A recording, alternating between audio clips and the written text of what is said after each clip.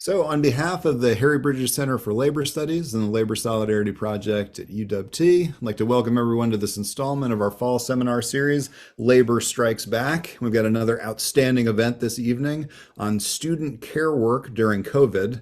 And this is one that, in my opinion at least, I don't think could hit any closer to home. Almost exactly 2.5 years ago, I think COVID redefined our relationship to work. After a brief period of lockdowns, various members of the workforce were designated as too essential to remain home and expected to return to work. Of course, some of these workers were celebrated for their courage and their sacrifice. And then others, and I'd argue that kind of the vast majority of workers, wound up placing themselves in harm's way out of economic necessity and to comparatively little fanfare. Meanwhile, on the home front, barriers that once separated home from work seem to just kind of magically dissolve.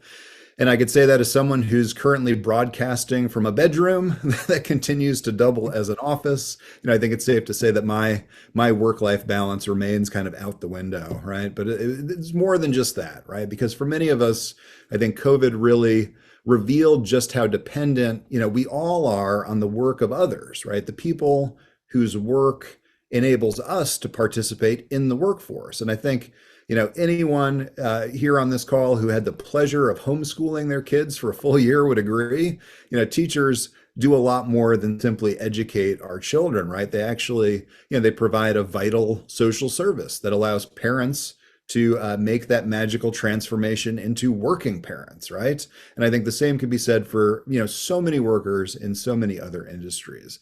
So I think, as we approach this, kind of 3-year anniversary of the pandemic, it's important to take stock of where we've been, but also where we're heading, to think about what we've learned and kind of challenge ourselves to think about what we still need to learn. I think, as educators, it's essential for us to reflect on our approach to the classroom, kind of rethink how we support ourselves, but also our students, of course, and acknowledge that the challenges we faced are in many ways ongoing as we kind of like navigate this transitional moment that seems like it's lasting a couple of years.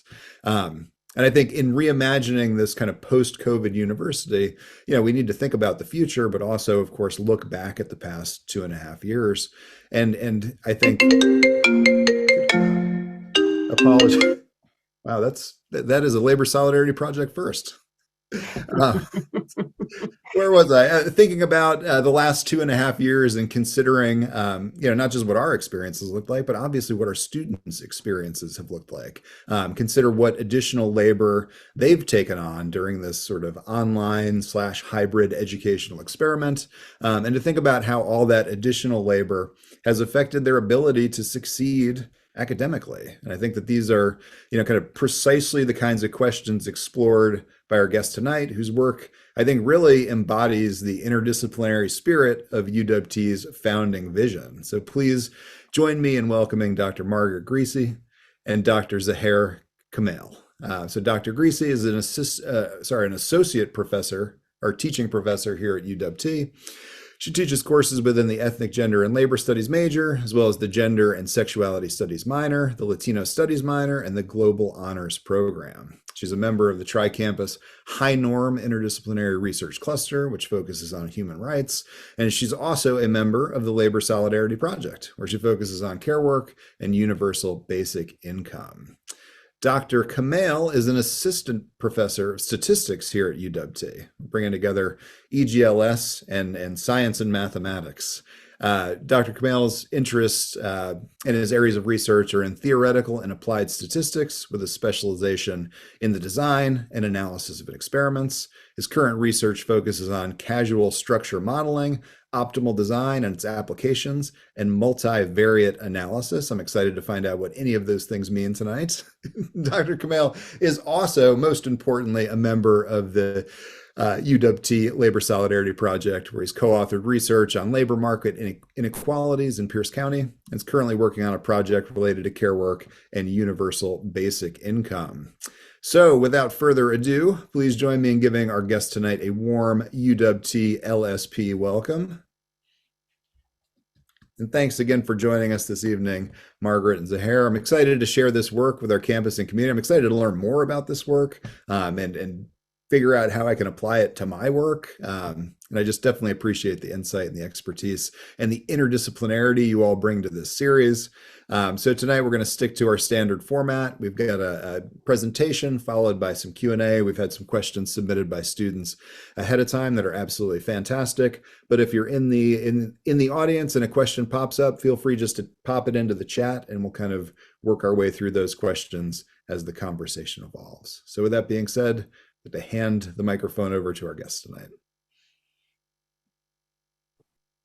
Well, thank you very much for that introduction, Dr. Miller. It is a pleasure to be here, and we have certainly watched how this forum has grown and become much of a place where people can come together from the university, also from the community, to discuss issues related to labor.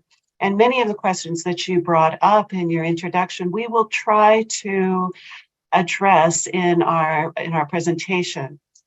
This is a research project that we are carrying out. We just got the results in, and it has been 2 years that we have been working on this project, and we would welcome your comments and also further questions about how we can maybe fine-tune some of our analyses. I think we didn't really decide how we were going to do this, but maybe Dr. Kmail would like to say a few words, and then we can start with our presentation.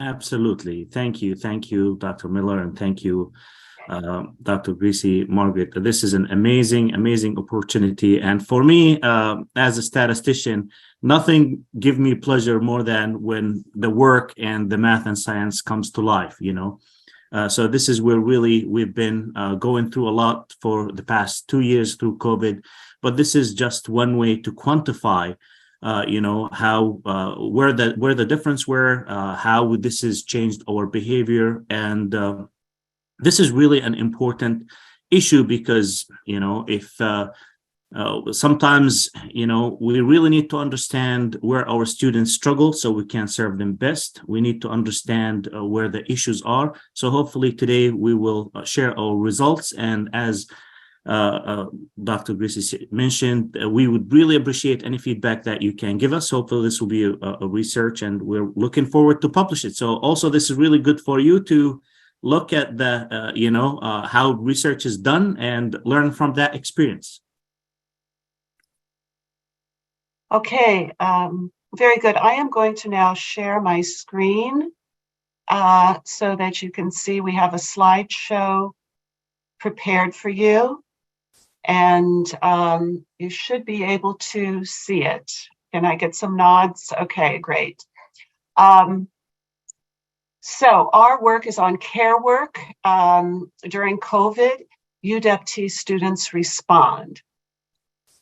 And the first question that we need to respond to is, well, what is care work? What are we measuring? And what is the significance of care work? Why would we want to study care work?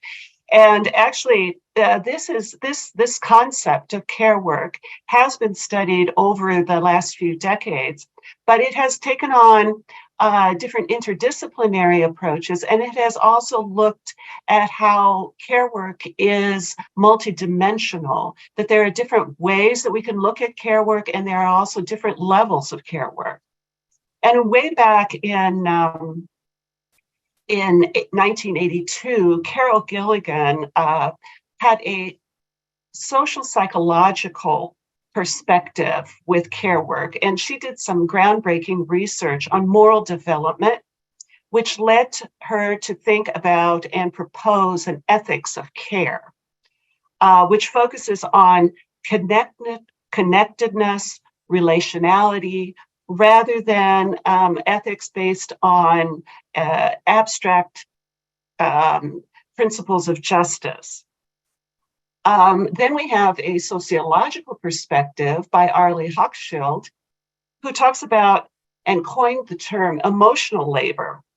And in her sociological analysis of face-to-face service workers, she saw how they had to regulate express, or suppress emotions as required to please the clients, the co-workers, and the managers. So besides their actual job description, they also had this extra emotional labor that they had to perform in order to be good workers or do what the manager had wanted them to do. Then we also have Eileen Boris and Rachel Pareñas, who talk about intimate labor, and that denotes activities which promote the physical, intellectual, affective, and emotional needs of strangers, friends, family, sex partners, children, elderly, ill, or disabled people. Okay, so that's quite a bit. It runs a continuum from nursing to housekeeping to sex work. But due to the closeness to bodies and dirt, this type of work has often been devalued and also been done when it is paid. It has often been done by those people who are marginalized. And then from a political perspective or a political economic perspective, we have Nancy Fraser, who talks about reproductive labor, which includes the activities required to maintain people within the family and the community through generations. More specifically, reproductive work is required to sustain workers so that they can continue as a labor force within the productive sphere. Now, the issue here is that care work, or this reproductive labor, as she would call it, doesn't enter into formulas about economic production. It is not a part of economic production. So when you have the gross national product, for example, this care work, is not going to be included. What has happened is that this type of work has been relegated to what we call the private sphere. And because it is there, and also because women have been, for the most part, historically relegated to the private sphere, this kind of covers this type of work. On the other hand, workers need this care work to be able to produce. They need someone to cook and clean the house and take care of the children and mow the lawn and do all of these other activities, keep up the house, go shopping, so that they can come home and then go back to work. So in many ways, this type of care work sustains the economy, but we don't measure it as part of the productive process. And those women that are working often find themselves having to do the second shift. So there is the work that is away from the house, or I should say, now that we're working online, this has been a little bit more of a gray area, but just the same, the fact of working for another agency or getting paid, doing paid labor, women are still, for the most part, also required to do the household labor. So women have been looking into this kind of contradiction, and that there is then, Fraser has called it a crisis of care, because there has been a devaluation and lack of recognition of reproductive work that is really needed to sustain the economy.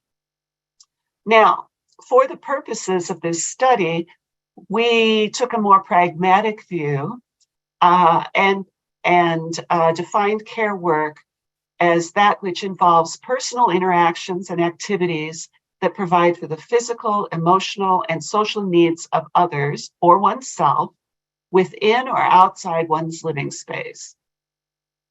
Care work can be paid or unpaid and include a wide range of activities such as housekeeping, cooking, shopping, bathing, yard work, paperwork, and so on.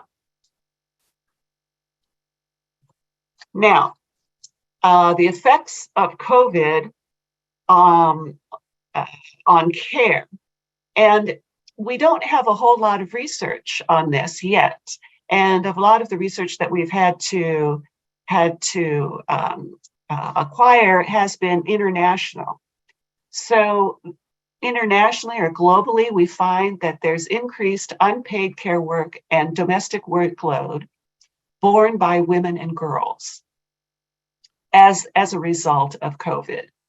That essential laborers, and as Dr. Miller said, are considered heroes because they're out there face to face working and taking care of people, providing those essential services. Even so, their labor remains precarious, low paid, and low status, and is carried out oftentimes by marginalized groups. Other studies have shown that there's an increase in depression, anxiety, and stress among university students. There's increased anxiety over financial resources among students. Some students are resentful because they have to forego this university experience of being away from home, unsupervised by parents. And other students have been able to adjust relatively well and have not experienced as much frustration or anxiety. So there's really a range of experiences. And of course, as I said, more research needs to be done on this. So what motivated our study? Why do we care about care work? Well, as Dr. Miller said, we want to better understand our students. There's been a lot of research on care work, as I mentioned before, from different disciplines. And we want to know, well, where are our students? How do they spend their time on care work? Who are the students that are doing care work? We also want to understand the effects of COVID-19 on care work on our students. And finally, we want to improve our pedagogy and rethink work as a whole.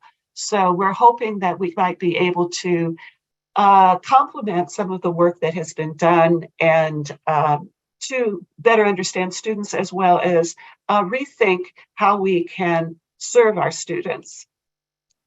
Now, this research started way back in winter of 2020. And at that time, we didn't know that COVID was going to strike. And so together with my students, we developed a survey to ask students how they spent their time and what type of care work they were doing. And so students were divided into groups and they had to come up with a survey. And I brought those questions together and made up a survey. The students took the survey to see if it was functional, if there were any problems with the survey. And then we began to distribute the survey to students. That's when COVID struck at the end of winter quarter. So we quickly added then some questions that had to do with the effects of COVID on their care work and in their life in general. Our hope had been, we were thinking, oh, well, this is going to pass relatively quickly, and then we can measure the before and after. But as it was, COVID lasted for 2 years, and we thought that that was enough time. And so we stopped the survey. So this survey is measuring exactly the time that we had this COVID crisis, from March 2020 to June 2020. And we had 430 students altogether respond to this survey. And now I'm going to turn this over as we begin with the first part of the results to Dr. Kmail so that he can give you some information about the demographics. Who were these students that answered this survey?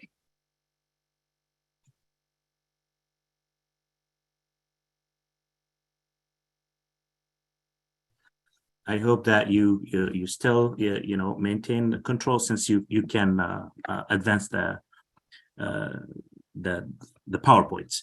Okay. So in this case, the first thing we're interested, of course, in studying some factors.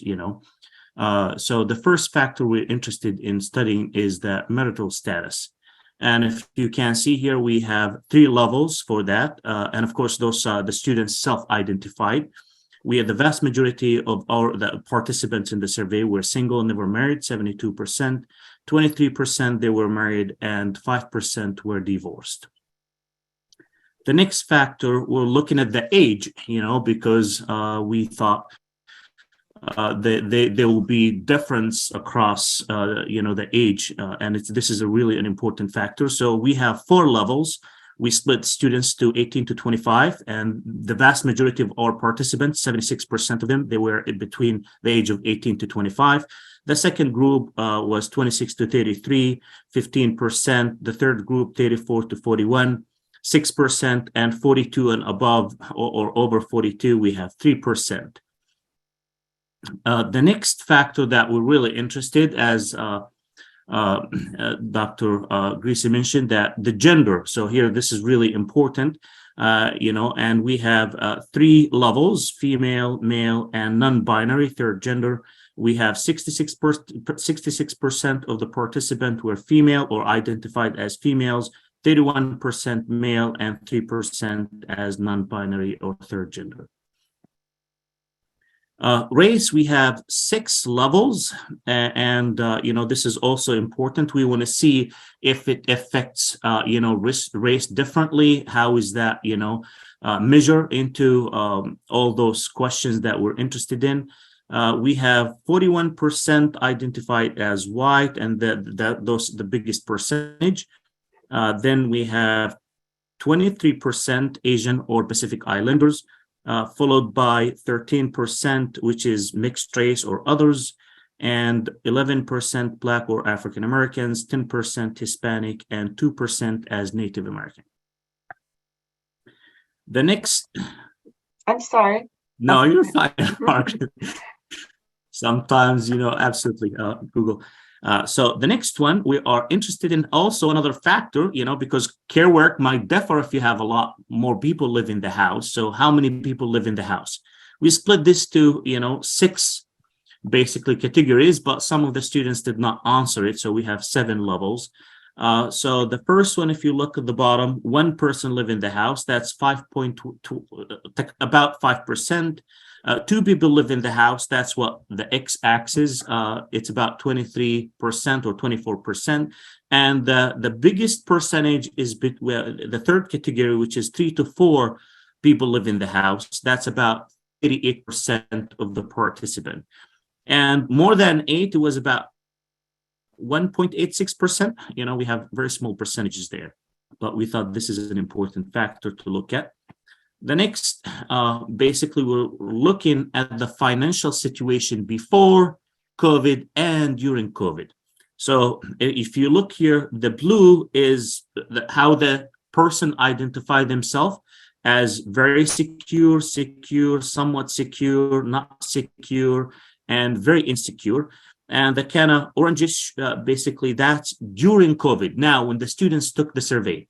So if you look, this is a good way to quantify, the effect of COVID.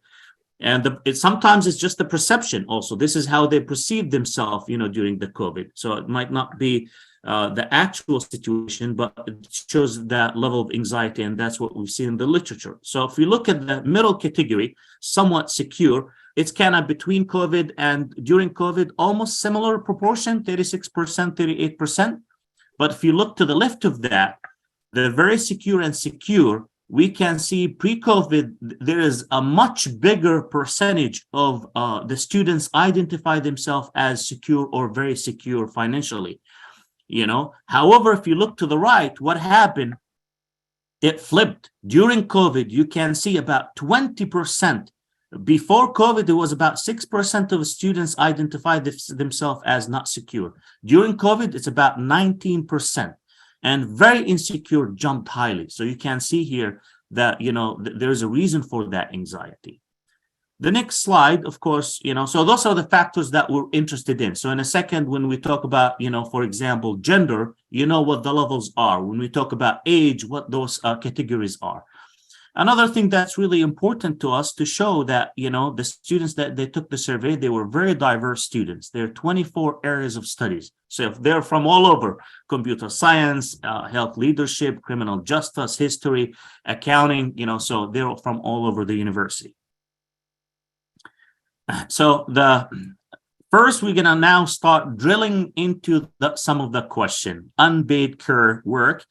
in the home. This is the first category. So, and please now don't go to sleep. As I tell my students, make sure the cough is up.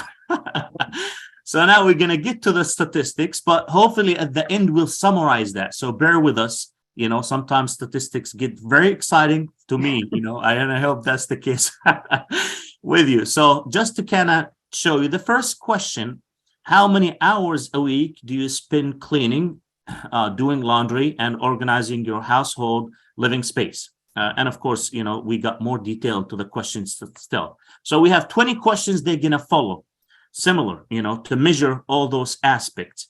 And if you look at the statistics, basically, you know, and what's this table here say, so you can understand it. And I'm sure you're all going to be scholars soon, and you're going to see the p-value and all that stuff. So we have the factors that we're interested in: the marital status, the age, the gender, the race, and the financial situations.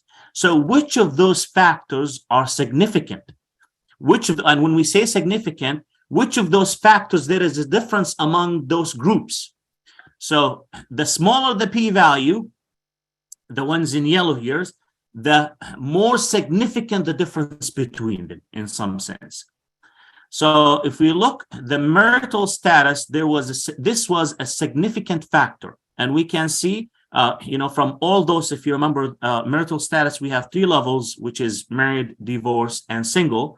Married spend the most amount of time in basically doing laundries and organizing the household living space.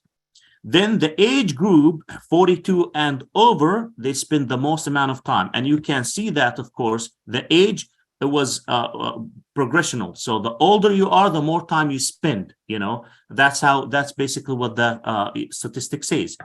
And gender was a significant factor. So we can see that females spend the most amount of time among, you know, the male and non-binary. And the financial situation, among those that very secure, somewhat secure, insecure, the people that identified as very insecure, those spend the most amount of time on doing laundry and cleaning the household. And I'll punt it back to you, Margaret. Okay, thank you. Thank you for that explanation. It's been very helpful that Dr. Kmail has done this, produced all these graphs and done all of this statistical analysis. And it's not just about punching, you know, numbers into a formula. We have been working for quite some time, and he really understands this. And so it is important when doing statistics to be able to understand what the concepts are. And so he's been very, very helpful in this way. I want to just say here, this, you know, just trying to make sense of all of this, we can say, well, why was it marital status and not a number of people in the household? And one reason would be that there might be a number of people in the household, but that the student might not be responsible for them. But if you are responsible for the people you are living with, and that often happens when one is married, they're responsible for those other people that are in the household. So that could be one reason why marital status was more important than number of people in the household. Then it also makes sense that the older one gets and has children and more responsibilities, this follows also gender norms. And then the financial situation. And if you think about people that don't have dishwashers or have to go to the laundromat to wash their clothes, this could mean that they spend more time with these activities. Shopping. Older students take on more responsibility for their larger households and spend more time shopping for them, while younger students may shop only for themselves or depend on their parents.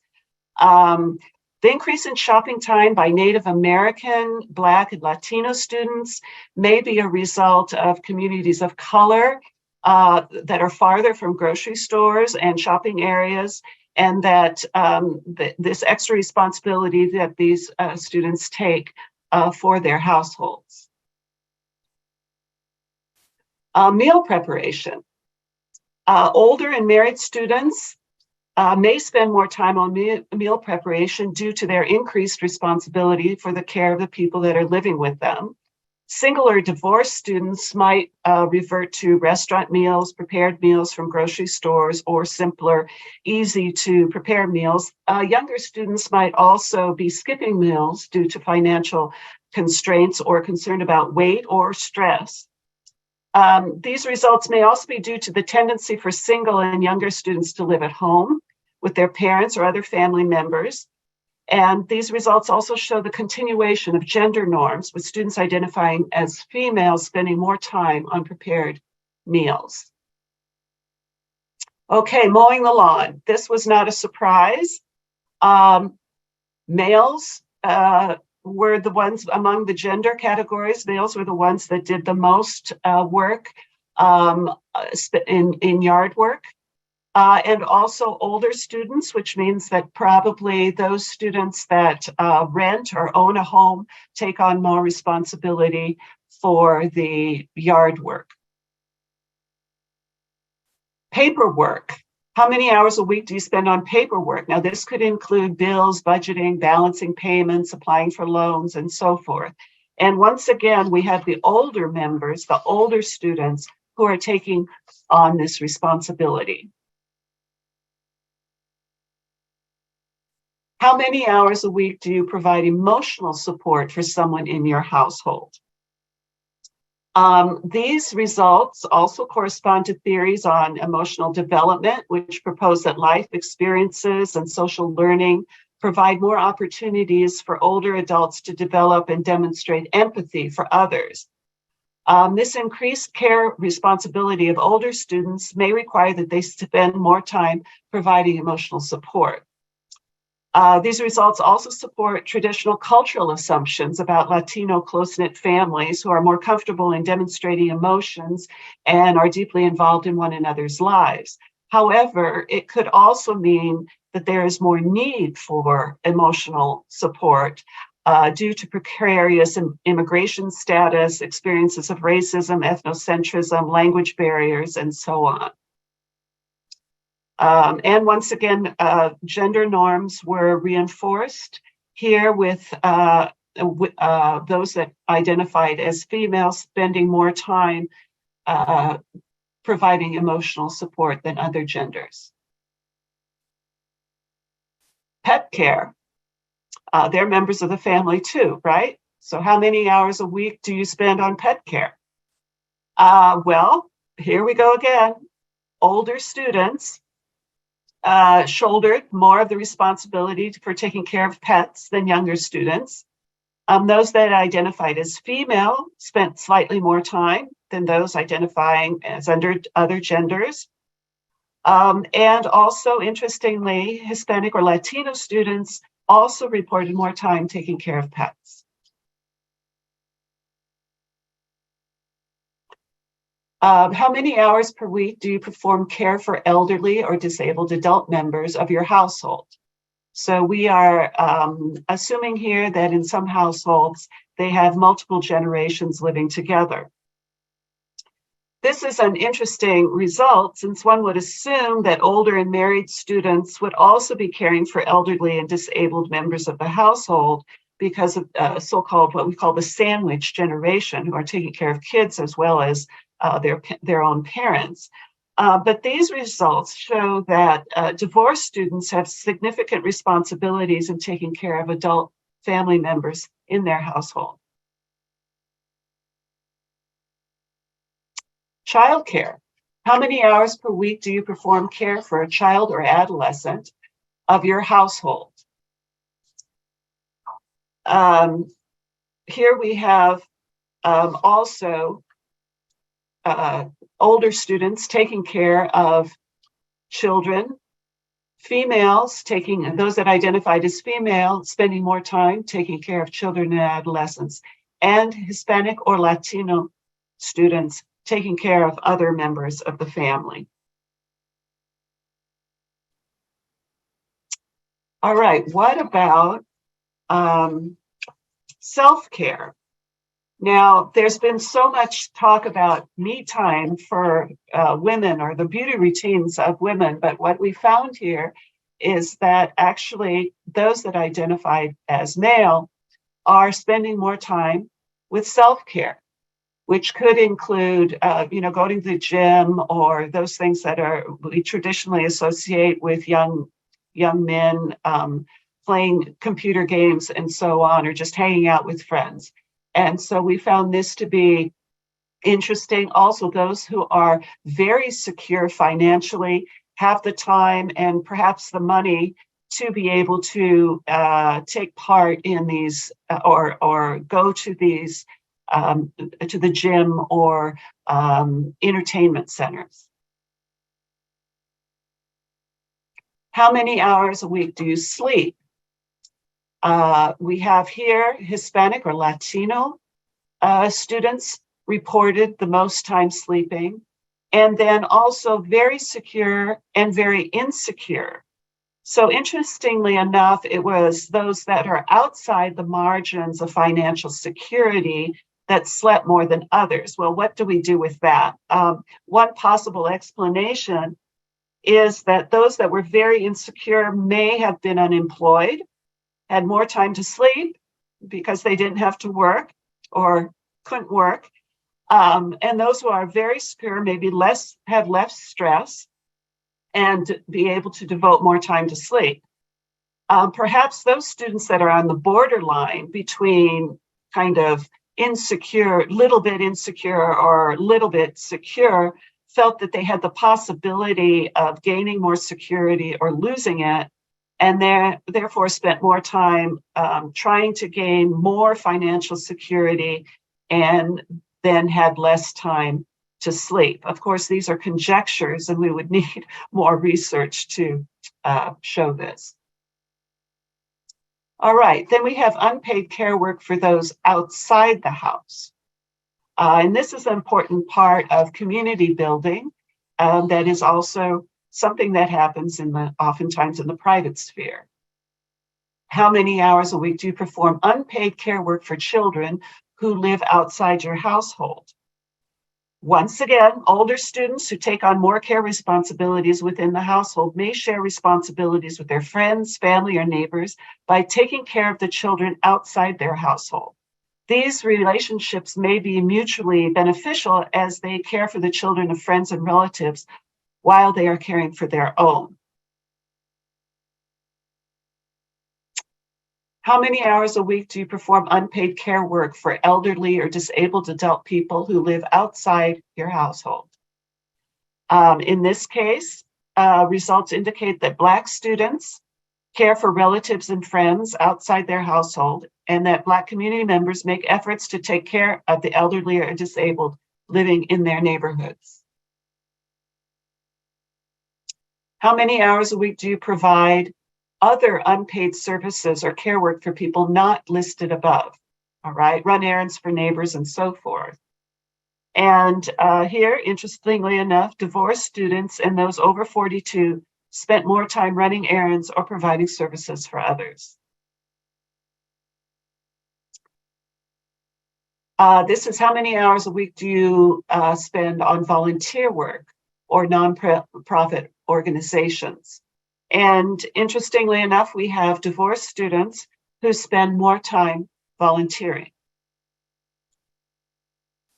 Then the third category that we had was paid care work.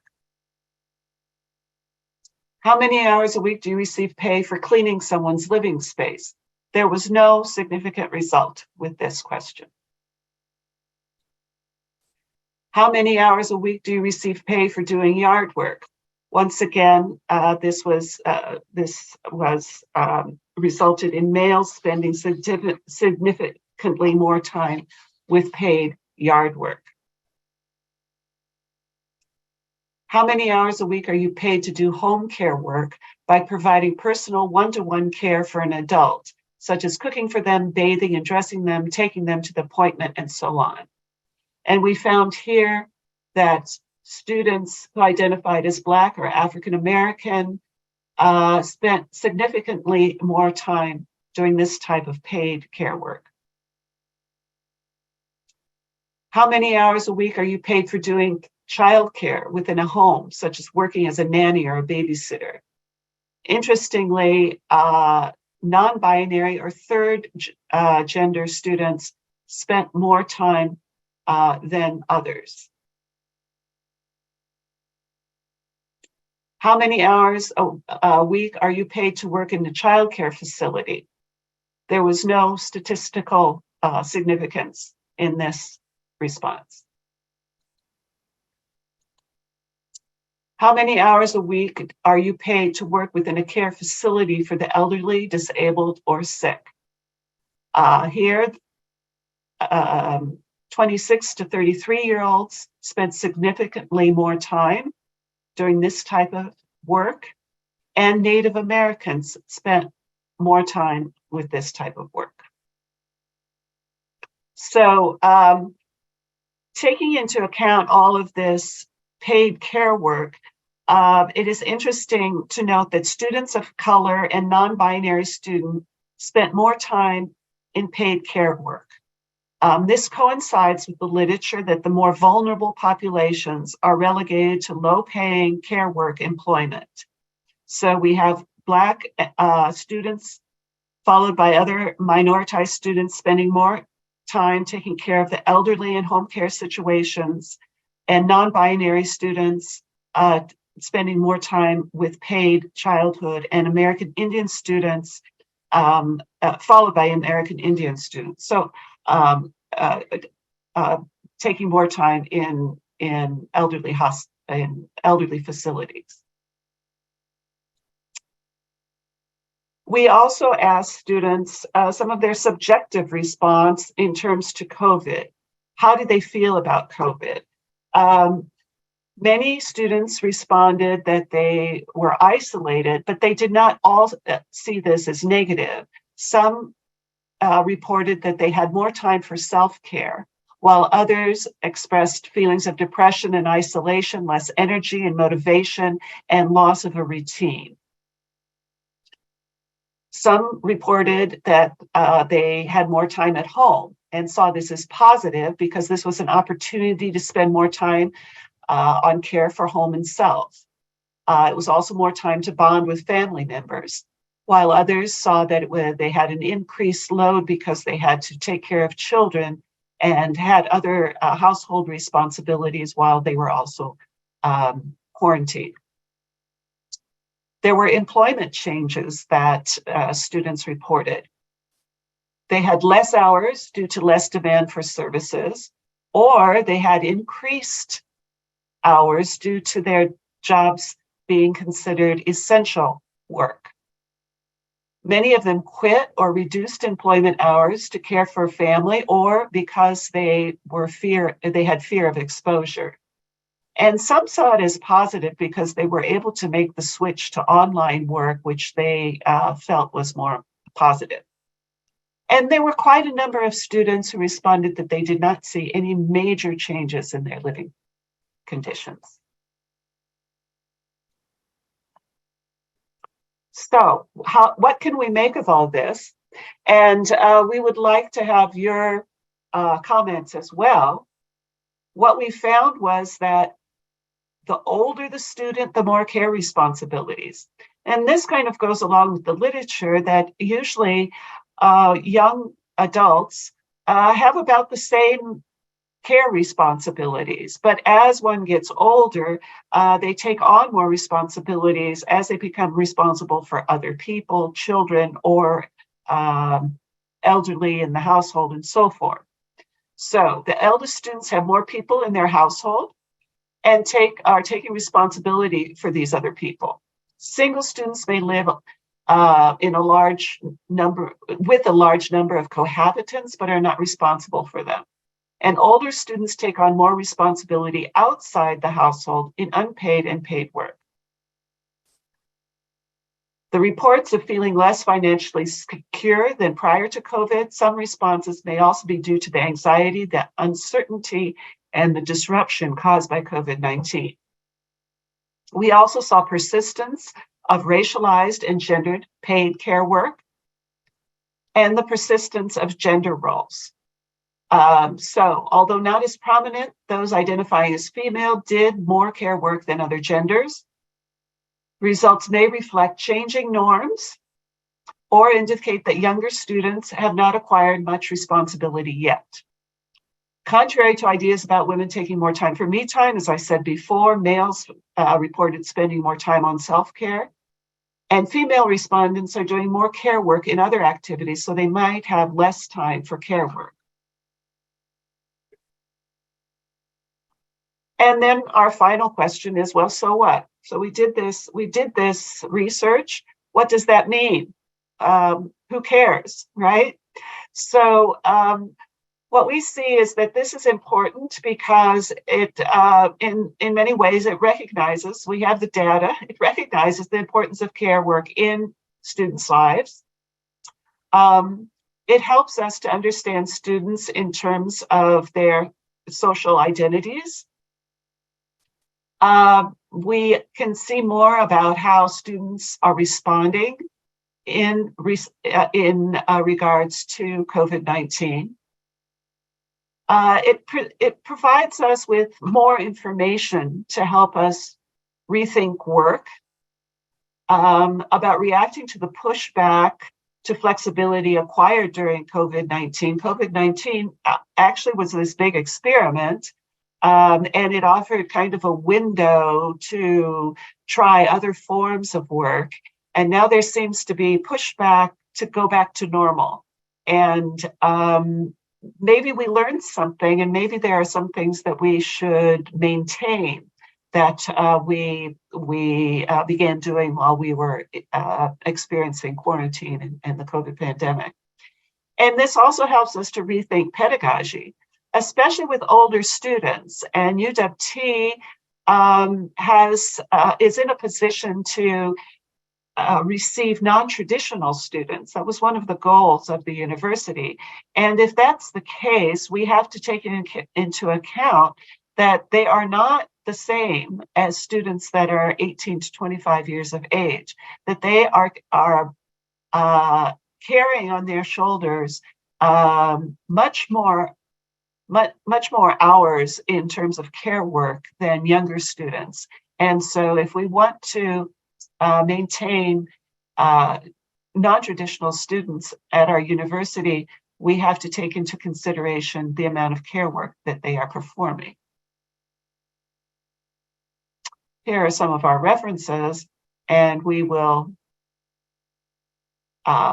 be happy to respond to questions. Let me first ask Dr. Kmail if he wants to add anything, if I forgot anything, and if he would like to add anything to this summary.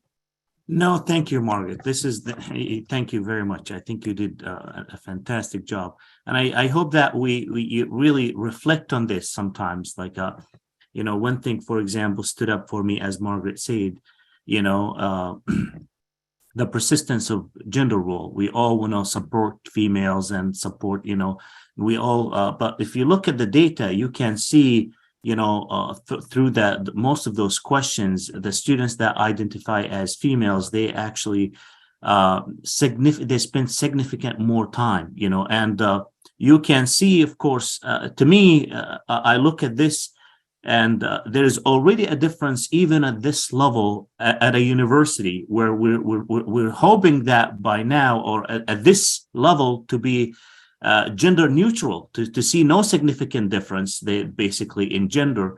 And this gap, basically what happened, you can see even when the students get older, even things get more significant. So, this is something really to think about, because it become, a problem when later on there's children involved, and then female students, or they have to take basically maternity leave, which is then it become an obstacle for them to get promotion, and this just snowball, in some sense.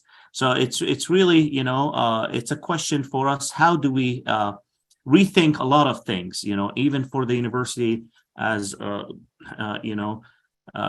how do we support students? Sometimes when I teach, unfortunately, we tend to, whether it's a job, whether you're teaching, sometimes we're expecting you guys, you have absolutely no life. You're detached from reality. I'm expecting you to do statistics all week, all day, so it really, this is important for me to look at this and to see that you have a life, you involved in a community, and especially for those students that in disadvantage because of uh, as a female, you ended up spending more time, and probably need to be a little bit more flexible and take this into our account to give you what you need to be successful. So we appreciate any questions, and the hard questions goes to Margaret. The easy ones comes to me. Excellent. Well, before we get to questions, let's get another round of applause for our guest tonight. Very exciting. I'm just thinking about this presentation in relationship to the other presentations we had thus far in the seminar, and this one feels, it's so close to home, right? This is UW with UW faculty talking about UW students. I mean, so I'm assuming everybody in the audience has, we're all connected to this topic, and it seems like we're kind of in the middle of this. I know, Margaret, you just described it as a 2-year experiment, but I feel like it's almost a 3-year experiment at this point. We're still very much kind of like, making it up as we go and working in earnest to do what's best for ourselves and our students. And I think that, you kind of hit the nail on the head, at least in my opinion, with this sort of like, all right, well now COVID's over, let's get back to normal, right? And normal is sort of defined as, what 2019 looked like, right? Sort of this pre-COVID moment. And I think, you're right to say, that within this experiment, we had the opportunity, and it's hard to think of like a pandemic as an opportunity, but the fact of the matter is we were all sort of challenged to, rethink how we did things, to sort of engage students in different ways. And we have kind of like a spectrum of choices moving forward. And so, to limit ourselves to just like, oh, well, let's take the 2019 version. Like it kind of discounts all of that work, all of that. I mean, I would describe it as essential work that people were doing, faculty and students alike, to kind of make things work and hold things together, throughout some pretty dark times. So again, I just super appreciate it. And I think, this is, I mentioned in the intro, for me, this presentation, this combination of sort of two scholarly approaches, really, I think, it kind of harkens back to what UW as an institution is all about. And I think, maybe a number of the people on this call right now probably don't know that UW started as this kind of experimental school that would sort of cultivate and incubate a kind of interdisciplinary research that would bring, social scientists together with statisticians, people who like kind of literally speak different languages in terms of disciplinary vocabulary, and kind of get those people together in a room and see, what kind of generative interactions they can have. So I think it's a really cool blend, I think, of that quantitative data and the qualitative analysis, which I think is just really exciting. And I think my only other thought on this was that, it's important to acknowledge for the people who are sort of in the audience that we're all part of this experiment together. And I love the fact that, as we kind of imagine a post-COVID UW, I think it's important. Some of I would argue the most important stakeholders are the students, right? As they make sort of, recommendations about what worked and what didn't work, and kind of creating this dialogue between faculty and students is super important. So again, just really, really thankful to have this, especially with the data so hot off the press. This is very cool. So again, if you've got questions, feel free to go ahead and type them into the chat board. We got a couple questions submitted ahead of time that I think was that were all really interesting. I thought I just saw a hand up, but I did have one about technology, and for the sake of transparency, we had students read that introductory chapter to intimate labor ahead of time. So there were some questions about whether or not or I guess I should say how technology, especially during the pandemic, has kind of transformed intimate labor.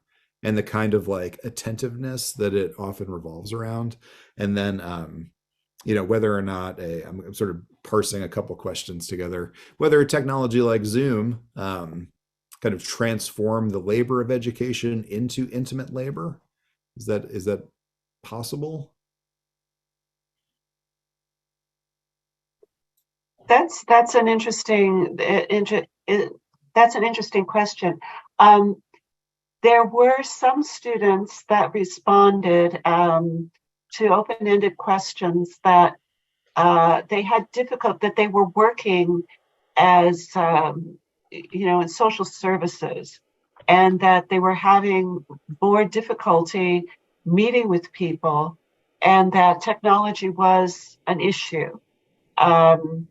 Some saw, and again, what we see is that people have had different experiences with this.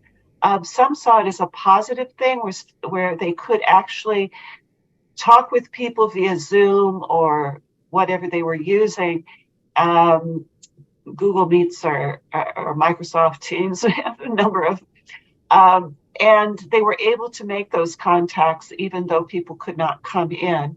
Whereas others were saying that they were probably losing clients because they were quarantined and were not able to come in. So we have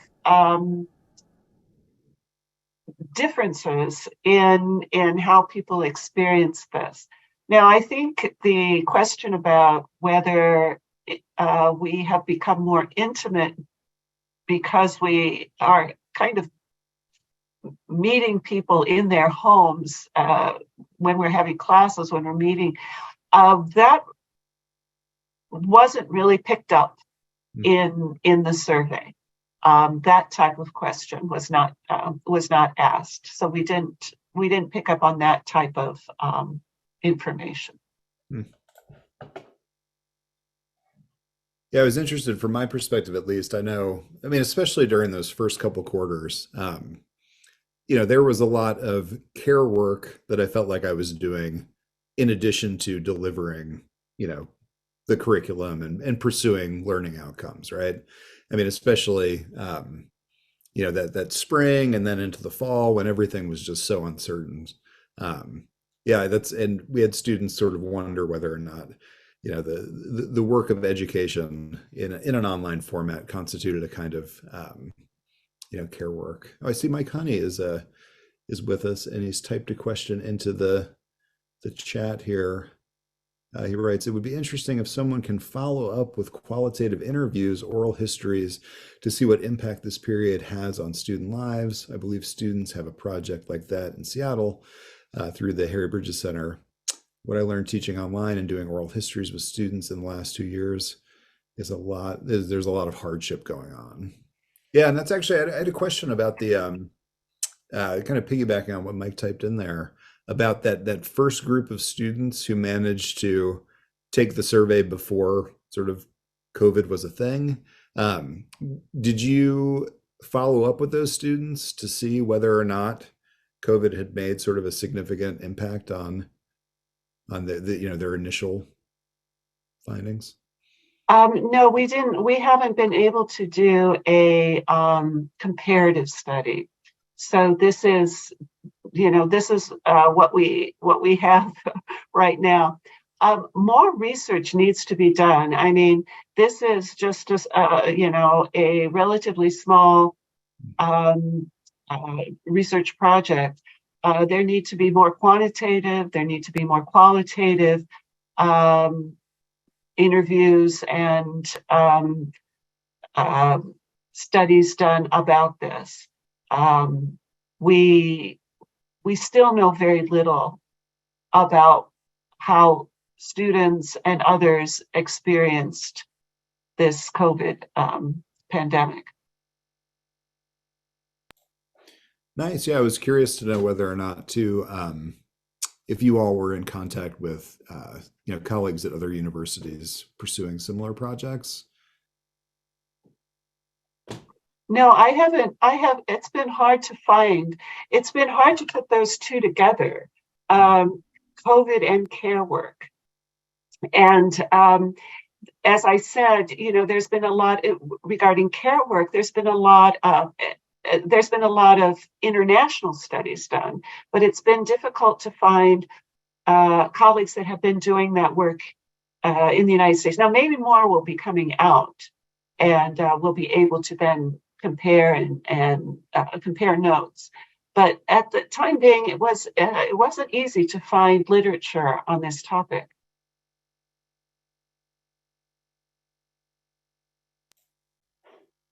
Yeah, that's it's interesting, and I imagine I always tell my students it's always hard to, it's hard to analyze something that's very much occurring in real time. And I feel like academia, there's always like a 2-year lag between when things are getting published and things are getting publicly accessible to when some of those conversations actually could have stood to occur. We've got a student in the audience who wanted to pose a question. Rebecca, I'm going to unmute you if you're ready to ask your question. Hi, I'm ready. Can you hear me? Yes. Oh, great. Maybe a little bit of background for my question.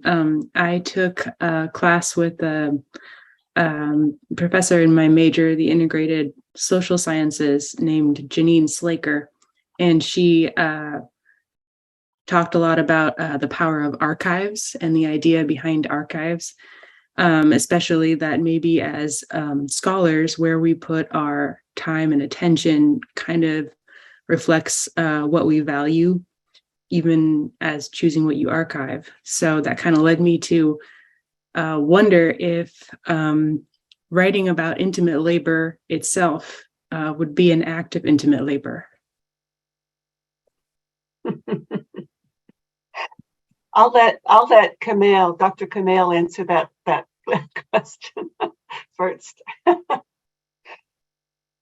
I think, I think that's really, all of your comments has been really, really insightful. I think definitely this is a topic that really need to be studied in much more detail, especially in the student level, because you might see a lot of surveys talk about generality, but students, they're a specific segment of the population, and sometimes we tend to not focus on some of those issues that affect them. We know that anxiety and all those things have been, we all experience them, as Dr. Miller said, and for the past 2 years, it's been a big experiment in some sense, and to us it was very obvious, but hopefully this will give us just a snapshot to quantify what was happening.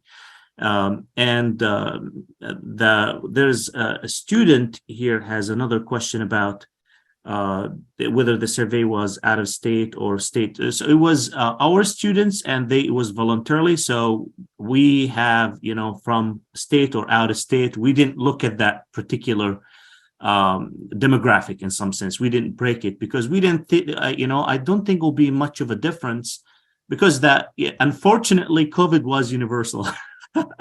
So the effect was, in some sense, I don't think that would be, we didn't look at that. And the other thing, following on Mike, about whether we had an interview, the survey was anonymous. So there is no way for us to kind of, basically knew how we would just want to give the students basically to be able to answer the questions freely, because you don't want to influence one way or the other, how the students respond. So it will be really hard to follow up on that. And Margaret, it looks like. Yeah, I want to also respond. I would say that part of the reason for doing this is because we do care. We do care about what the students are experiencing. And this was an opportunity to work it kind of also into the curriculum, to work it within my class, my Introduction to Women's Studies class, produce this survey, and then provide for students. But I would not characterize it in the same way as someone who is face-to-face with a child, or face-to-face with a disabled person or engaged in the interpersonal activities that we usually associate with care work. So there was a division between us and those that responded. As Dr. Kmail said, there was, this was anonymous, so we don't know the names of the students who responded.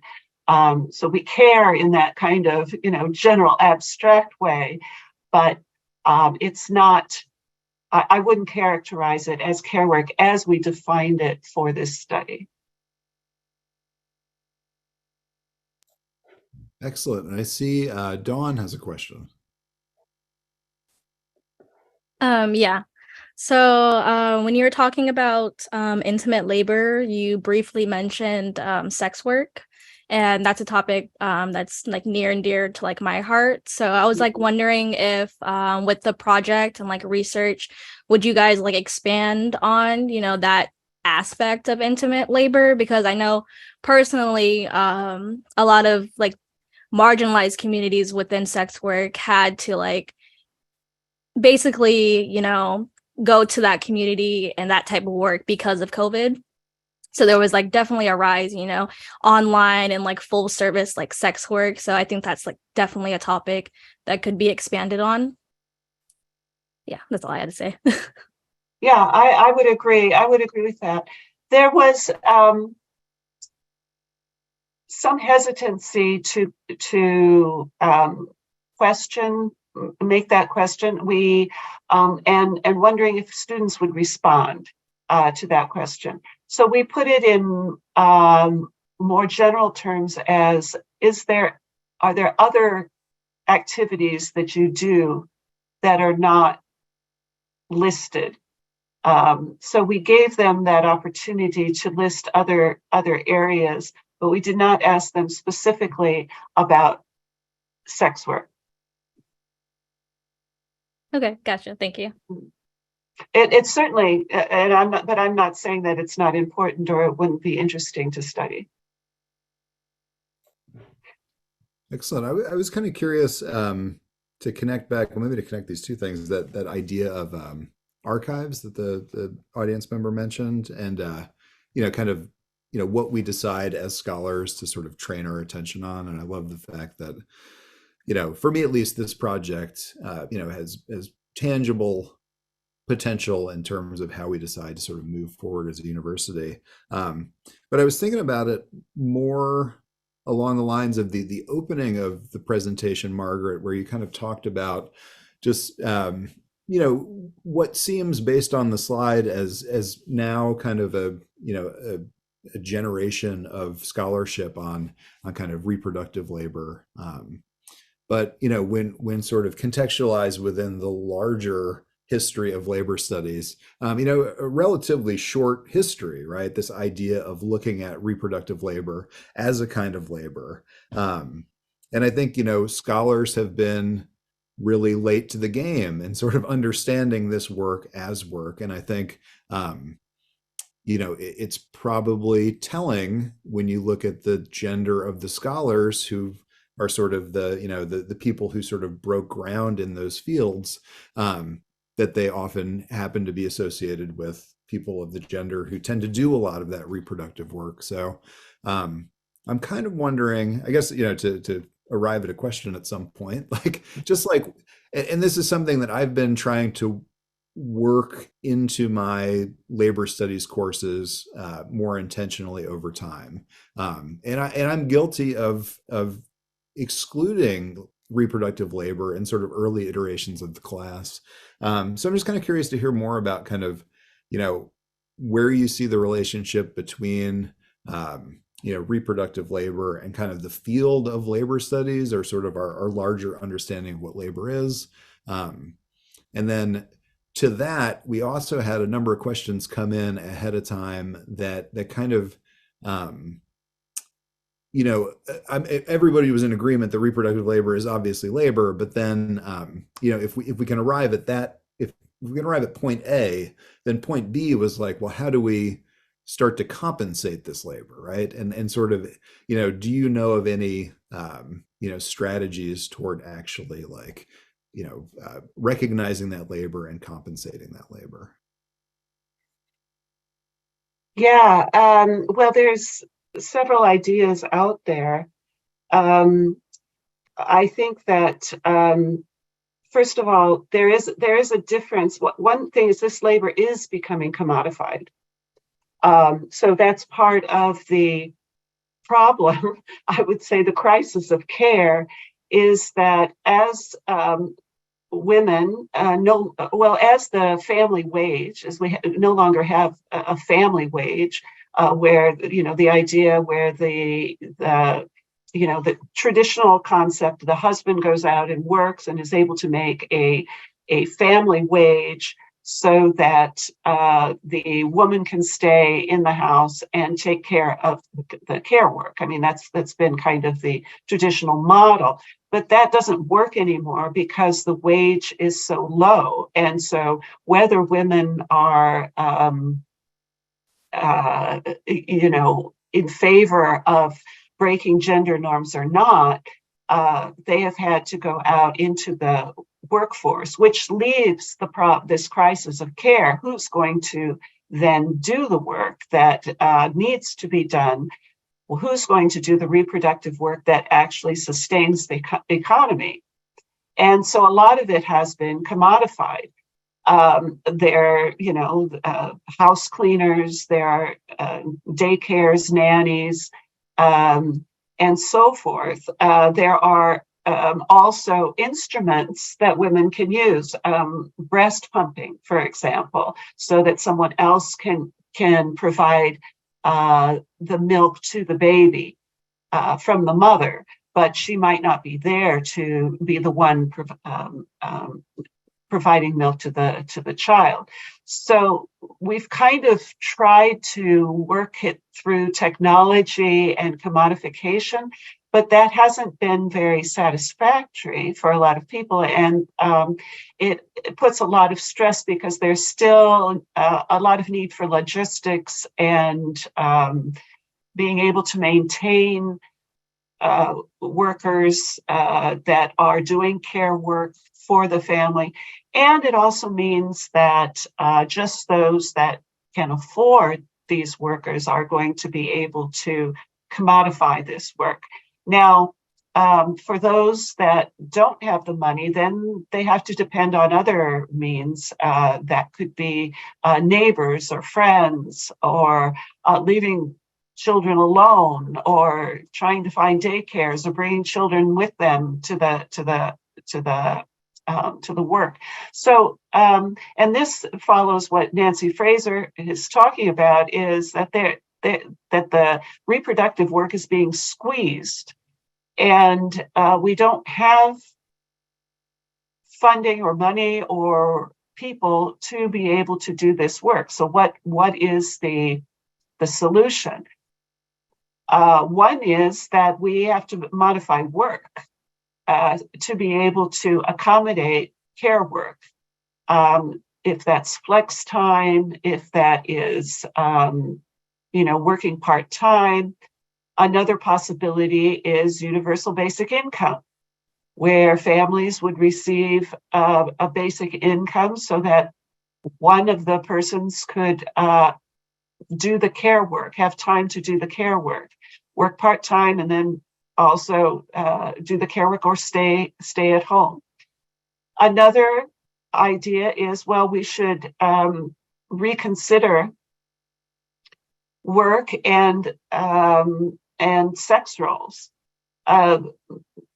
We have kind of this idea, the traditional idea of men going out to work and working the economy, making wages. But what if there was pressure also to do care work?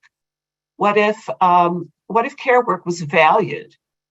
What if it was seen as, a great contribution to society, and people would be, there would be social pressure put on people to do care work, as there is social pressure on people to work and make a living for themselves.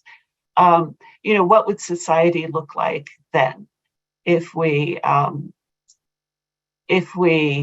actually did value the work that's being done, within the reproductive sphere. So those are just some ideas, out there that need to be debated in public, and we need to find a way where we can have where people can flourish, and where there is time and funding available for people to carry out this important work.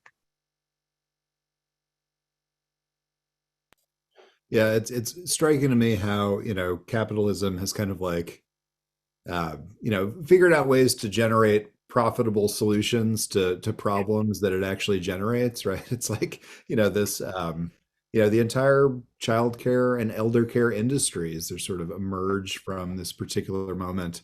And I think too, it's connected to, the rise of single family housing. And that actually reminds me of the opening section of the chapter you asked us to read ahead of time, about sort of the commodification of intimacy, and how it crowds out what they described as indigenous and alternative ways of being.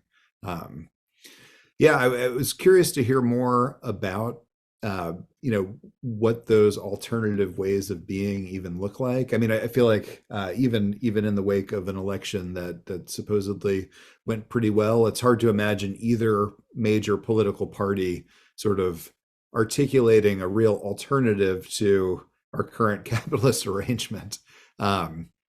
Is it? Could you elaborate maybe more on the claim that there are sort of indigenous ways of being that might sort of position themselves outside of the commodification of intimacy? Mhm. Well, I don't know exactly what you mean with indigenous. I don't think when I hear indigenous, I understand the native populations that are in the United States, and I don't pretend to speak to how they organize care work. However, there is something, I think, to this idea of the closed nuclear family that has exacerbated this problem, and lack of community supports.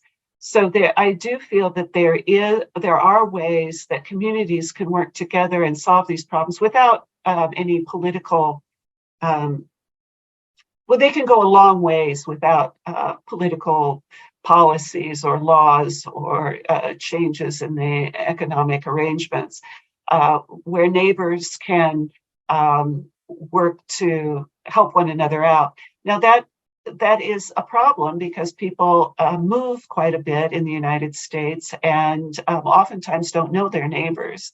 And there is some loss, I would say, in venues where people can come together and actually interact physically, and be able to understand one another's needs and ways that they can collaborate and build trust among one another. So, some communities have been able to do that, but I would say they're very sporadic. It's not a common cultural assumption here in the United States that neighbors will just voluntarily help one another and have a mutual beneficial relationship. Yeah, that's as you were going through the data, I definitely picked up on instances of what I would describe as like, intensification in terms of, pre-COVID gendered expectations. But there were also a couple moments to kind of speak to what you were just talking about of, what I would describe as like creative mutual aid. Like, and it seemed like those, and that came, don't get me wrong, in the form of like taking on additional labor, but it seemed like some of the students, who were more sort of plugged in with community members based on, how they completed the survey, were, read from a certain angle. It's not just, additional labor, but it's also kind of the labor of mutual aid, which Mhm. leads to sort of community building. And yeah, I mean, you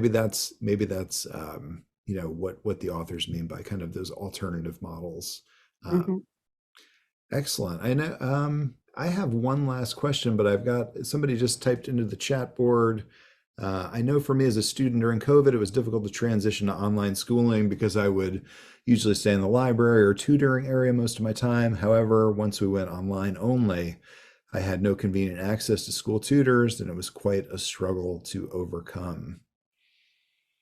Yeah, and that's, I mean, COVID was a crisis of access for so many of our students. Um, you know, whether it be, I mean, I know we've got a number of students whose, you know, primary access to the internet comes from, you know, arriving at campus. So yeah, I think that experience was one I know personally was shared with me by other students too. Um, Yeah, and students mentioned that also, that there was, you know, a lot of it had to do with having the technology, and that also added to the stress and feelings of insecurity by not having always an internet connection, or having the laptops readily available to be able to zoom into a class. Um, I myself had students that zoomed in via their cell phones, while they were driving. This, you know, it was. I think having to depend so much on technology was added to the stress during the quarantine time. On the other hand, I think a lot of students got the hang of it, and some found that they prefer online classes. So there's a real mix, depending, you know, on the conditions that a student has, what they prefer. Yeah, I was thinking about how this study sort of translates into pedagogy, and just thinking back on students who, you know, over the course of the last 2.5 years, I know have, you know, written essays and formatted works cited pages on cell phones. And it just, you know, blows my mind. I mean, how do you assess the, you know, the resilience and the tenacity of someone trying to format a works cited page on a smartphone, right? I mean, it's just, you know, it's not, at the end of the day, it's a computer, but it's kind of not a computer. But yeah, it's I did have one final question just kind of about this collaboration, and I guess going back to you know, that the initial vision of what UWT could be. I'm kind of curious to know, Zahir, you mentioned at the beginning of the presentation that this is where you said this is where the work and the math come to life, and I really like that idea. And I'm just kind of curious, and I guess this one's for the both of you. Um, how do you feel that your understanding of your discipline has benefited through this collaboration with someone who is kind of outside of your disciplinary background? I'll take that one, Dr. Miller, for a little bit. I think it, to me, is really, you know, I'm originally a mathematician. You know, my master's degree and my bachelor degree were in math, and you know, I always fascinated, and you know, really, science is important when it's not just a theory. You know, what makes it really important is when it solves communities' problems, and this is something I admire about. Specifically, the mission of, for example, UWT and UW in general, that we really care about community involved. You know, it's not just academia, where we know the problems around us and we try to work on them. And definitely working with Dr. Griesse is just really, it's an amazing to see the questions, because to us it's just a number. It's significant or insignificant, but what's important is the why. You know, to me, you know, when Also to look at it from the right angle also, we have the tools, we have the means, but, it's really sometimes bridge the statistics to answer the specific questions that of interest. When we teach our students, statistics, we kind of, or math or whatever we teach them, especially sometimes it's very abstract, sometimes it's just very distance examples, is just some corporation collected some data that's irrelevant. But when we do stuff like this, it's amazing to me that you're looking at issues that, we're living it. All of our students, and even not just, the students struggled. They didn't have the tutors. And that was mutual struggle for us as faculties too. And sometimes, unfortunately, that reflected on the students because we had to, flip our curriculum, so instead of spending more time teaching and spending more time with the students, we had to, and students sometimes they didn't see that part. I have to build all my campus, all the homework, all that stuff. I literally had to invent an entire curriculum. So, sometimes instead of me spend the time to look at the students and answer math questions, now I'm entangled into all this technology, and sometimes it really, the students might see it that, oh, I'm not answering their questions, or I'm not available, or, it really, as much as it's a barrier for the students, it was a barrier for us, because, I want to know the students, I want to know what they're doing.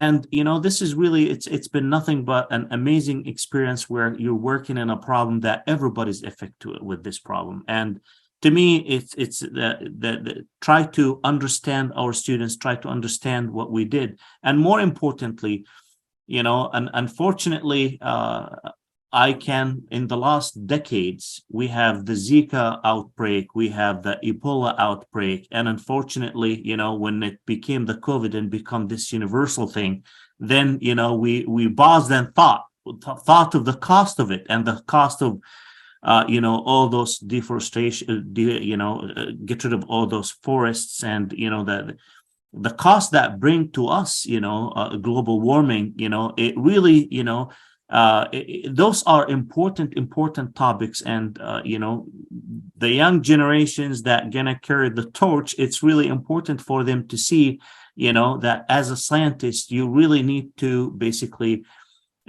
be within a community to be relevant and to be able to collaborate and do some work that's help humanity in general.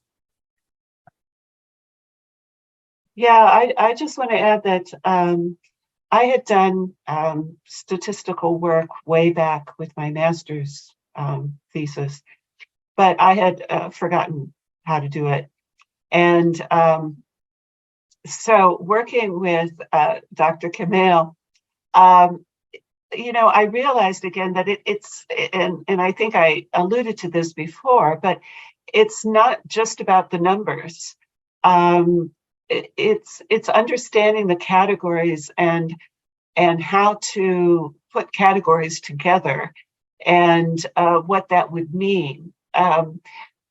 You can play around with numbers, and so I think that it was important to have this working relationship with Dr. Kmail, because he gets it. We would spend quite a number of hours, discussing this, not discussing necessarily the results or the data, but discussing the topic, so that we would be able to go back and look at the data or decide, well, maybe we should measure something else. Maybe there's something else there that we need to measure that we're missing. And so let's do that. So it took a lot of just discussing the content of the research together, rather than me doing the research instrument and then him doing the analysis. I mean, it wasn't like that at all. It was a collaboration. Well, that is excellent to hear, and I mean I totally agree. In this case, the numbers aren't just numbers; they're our students. They're the people who are in the audience right now, and those numbers reflect, their experience over, a particularly challenging period of all of our lives. So just so happy that you all had the opportunity to track some of these numbers. Oh, I see Mike Honey has his hand up. Hey, hi. I just wanted to thank you. It's so great to see this presentation. I remember when this began as a proposal and Labor Solidarity Project funded it, and then it went to another stage, and then the timing just turned out to be so amazing, that you had this all up and sort of on the ground, ready to go, and then this COVID hit. So thank you for presenting it. It's just great to see. And it's great to see you all. Since I retired in the summer, I'm around a little bit on campus, but I don't get to see people very often. So I'm really happy to see you both. And we talked about the Palestinian issue a couple of times, and there's so much to say about that. And I just very much appreciate everything you all are doing. We really appreciate the support that the Labor Solidarity Project has given, and it really, incentivized me to do this research. So I think it's very important that the project continues. The Labor Solidarity Project continues to encourage other professors and students to do, research into this area and other areas of regarding labor. Well, And there's so many heartrending issues. I was glad to hear Dr. Kmail's comments at the end there, especially. We talked when he, soon after he came to the campus about these international issues that are so upsetting and hard to deal with, and yet you still have to carry on. So thank you. Thanks, Mike. Thank you. And this is really what it is. It's care. It's care about our students. As Dr. Griesse said, that really it's really important to look at our students and try to understand what faces them and how can we help them, and how can we also reflect and better our techniques, better our approach, and to give them the connectivity that they need, where the tutors are, to listen, and sometimes we teach those things, but we don't, we preach them, but we don't practice them. We have the tools, we have the experts, and it's really sometimes just put those together to keep investigating. Hopefully we'll continue after COVID. How did that change? Is there any changes? Because unfortunately, probably after COVID, the anxiety and the financial issues, still there, and so hopefully this work will continue. And we're really interested to hear from our students here too, your experience. What would you like to see? What questions would you like to add, if the time permit, or, we're happy to send you our emails too. If you have any question, your input is really, really valuable. Excellent. Well, yeah, we're excited to see where this project evolves from here, and I think it's really exciting to know that it's faculty led but student driven, and I think this gives us all kind of in a time where optimism is pretty hard to come by. I think this is something to really look forward to. So I just wanted to thank you all again for tuning in tonight, and thanks again to our guests for sharing their work with us, and just keep us posted on this project. We're really excited. We're rooting for you because we all stand to benefit from this one. Excellent. Well, thank you so much for coming in tonight. I am going to hit stop record, and